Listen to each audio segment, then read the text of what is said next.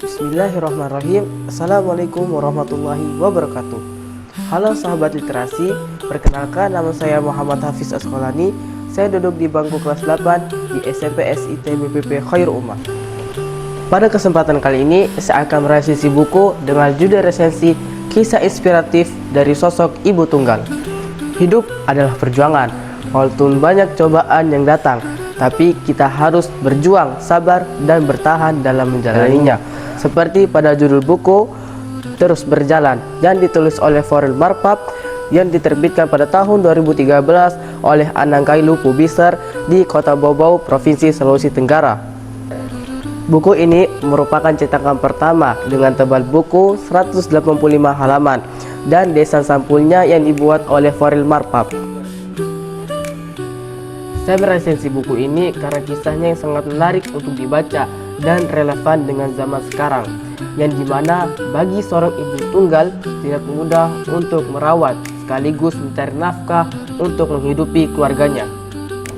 Vorel Marpap merupakan salah satu penulis buku yang berasal dari Kota Bau-Bau, Sulawesi Tenggara.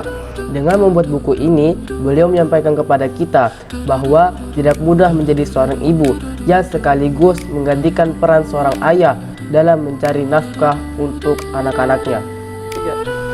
Setelah kepergian sang suami, maka terpaksa istrinya harus menggantikan posisi sebagai suami sekaligus menjadi ibu rumah tangga. Pada posisi itu, ibu ini sedang mengandung anak terakhirnya.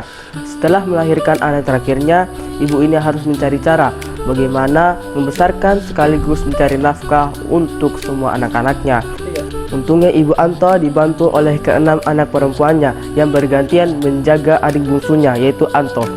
Buku ini bertema keluarga. Di dalamnya terdapat banyak tokoh, yaitu Hadi Alimullah, Ibu Maria, Anto, keenam kakak Anto, yaitu Jamila, Nur, Zuriet, Yana, As, dan Ani, serta Badrun dan teman-teman lainnya.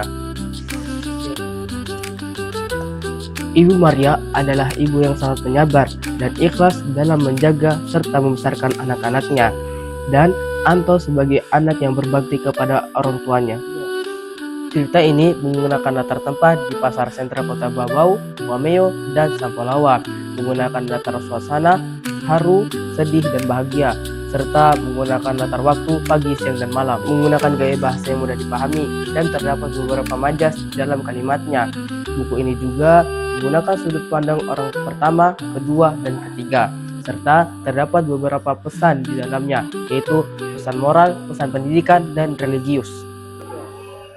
Kelebihan dari buku ini adalah yang pertama, menggunakan narasi yang mudah dipahami. Kedua, pada penulisan judul bab menggunakan tulisan yang indah. Dan yang terakhir, di dalamnya dicantumkan beberapa puisi yang berkaitan dengan orang tua.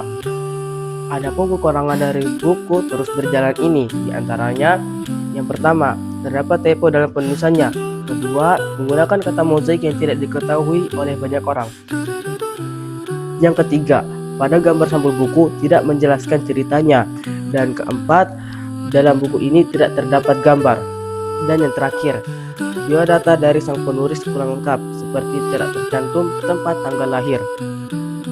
Buku ini dapat dibaca oleh semua kalangan, dari umur 12 tahun hingga dewasa, karena kisahnya yang menarik dan relevan dengan kehidupan sehari-hari.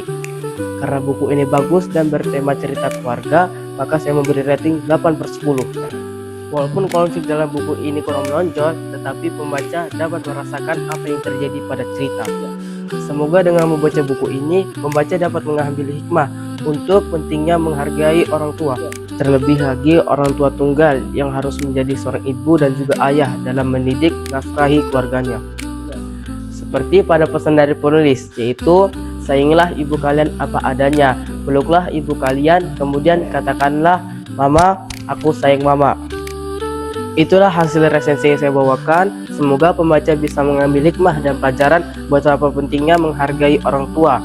Itu mungkin yang bisa saya sampaikan. Wassalamualaikum warahmatullahi wabarakatuh. Salam literasi.